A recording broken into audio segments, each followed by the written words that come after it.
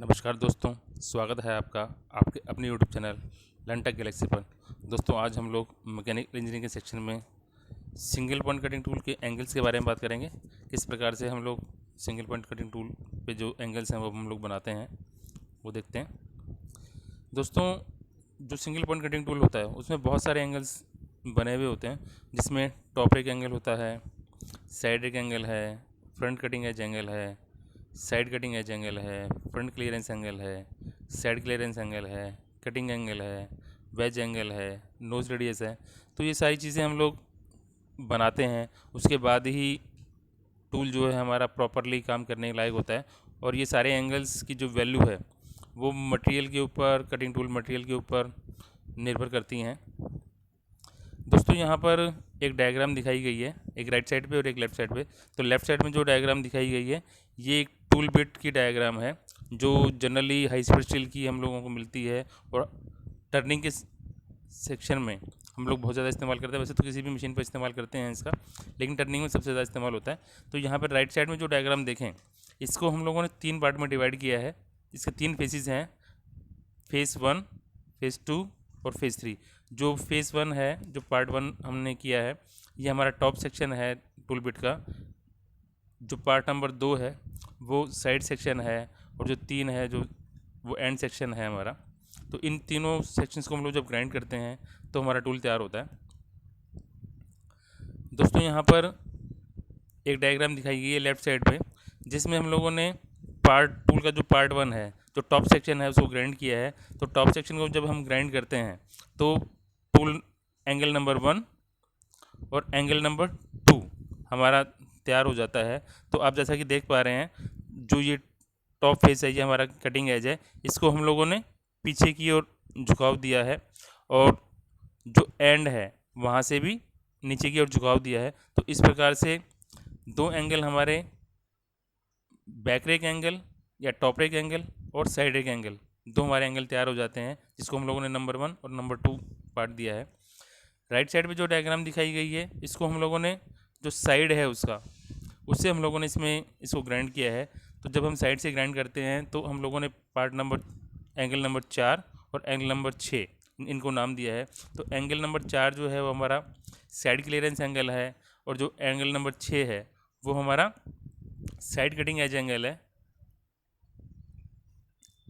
जब हम इसको एंड की तरफ से ग्राइंड करते हैं तो हमारे एंगल नंबर 3 और एंगल नंबर 5 ये हमारे तैयार हो जाते हैं। तो जो एंगल नंबर 5 है वो हमारा फ्रंट कटिंग एज एंगल है, या हम लोग उसको एंड कटिंग एज एंगल भी कहते हैं।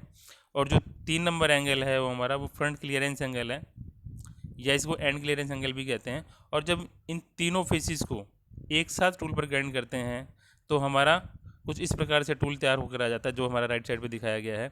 इसमें हम लोगों ने जो डॉटेड सेक्शन है वो हमारा ओरिजिनल मटेरियल था, और उसको ग्राइंड करने के बाद में जो हमारा टूल हमारा तैयार हुआ वो हम लोगों ने पेंसिल से शो किया है। तो आइए देखते हैं कि हमारे कौन कौन से एंगल तैयार हुए हैं।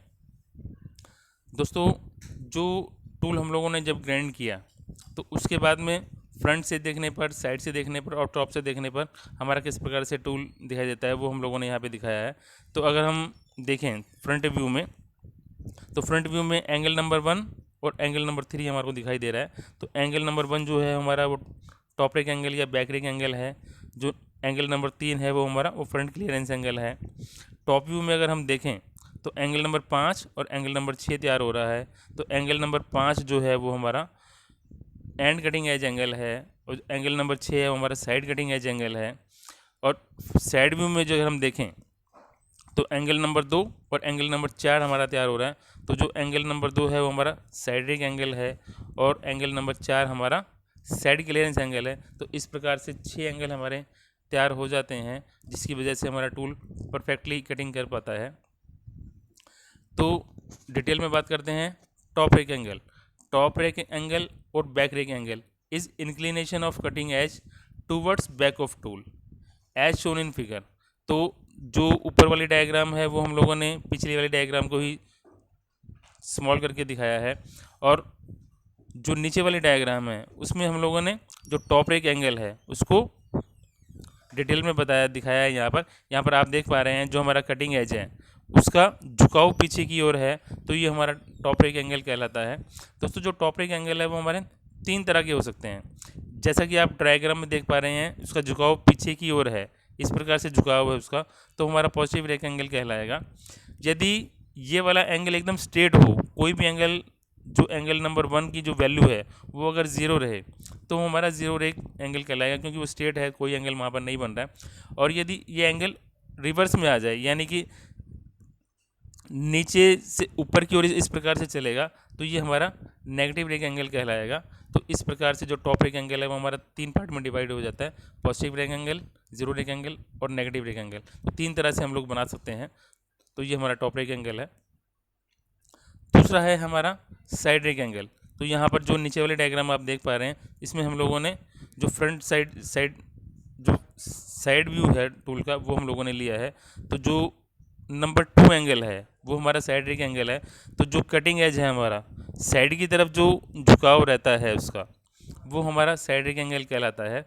दोस्तों इसकी वैल्यू नॉर्मली 5 डिग्री से 12 डिग्री के बीच में रखी जाती है, और ये निर्भर करता है कि हमारा कौन सा मटेरियल और कौन से मटेरियल के टूल से हम लोगों को काटना है।